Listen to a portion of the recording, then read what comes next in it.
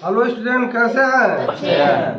तो आज हम लोग जो है एक प्रश्न लेते हैं द्विघात समीकरण का। दिया इसमें कि द्विघात समीकरण जो है ज्ञात कीजिए जिनके मूलों का योग जो है 3 है और गुणनफल जो है क्या है 2 है।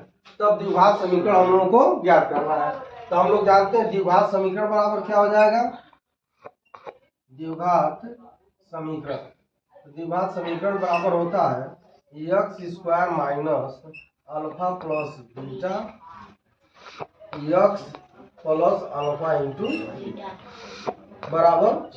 तो यहाँ पर यह समीकरण का सूत्र हो गया। इस सूत्र में हम लोग रखेंगे। तो यहाँ पर दिया है कि जिनके मूलों का योगफल 3 है, अर्थात अल्फा प्लस बीटा बराबर कितना है 3 है, और गुणनफल कितना है अर्थात अल्फा इंटू बीटा, ये गुणनफल होगा। गुणनफल कितना है 2 है। तो यह अल्फा प्लस बीटा और अल्फा इंटू बीटा का मान इसमें रख देंगे। ये हो जाएगा x square minus alpha plus beta कितना हो जाएगा 3 हो जाएगा, एक्स हो गया, प्लस अल्फा इंटू बीटा कितना है 2 है बराबर 0। ये हो जाएगा x square minus 3x plus 2 equal to 0।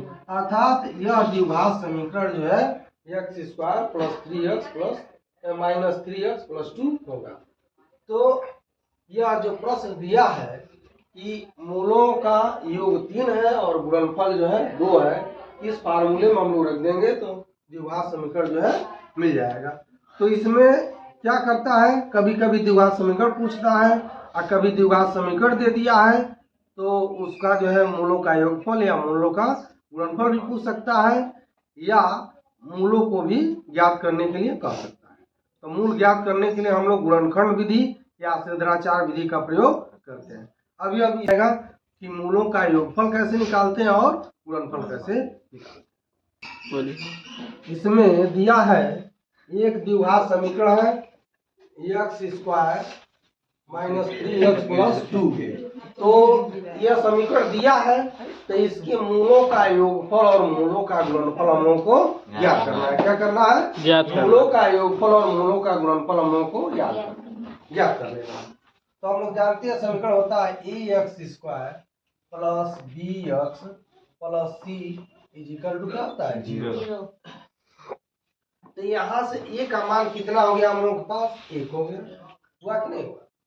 अब यहाँ से b का मान हम लोग के पास कितना हुआ, b का मान x का गुणांक 3 है, x का गुणांक b है, तो b बराबर कितना हो जाएगा -3 हो जाएगा। अब यहाँ अचर पद कांस्टेंट c है और इसमें अचर पद 2 है 2।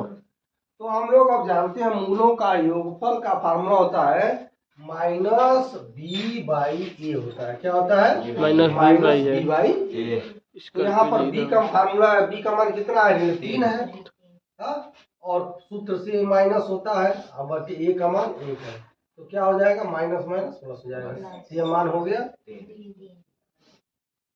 अब हम लोग जानते हैं मूलों का गुणनफल ये होता है सी बाई ए। क्या होता है? सी बाई ए। तो सी का मान कितना है यहाँ पर 2 है, सी का मान जो है 2 है और ए का मान कितना है 1 है, हो जाएगा।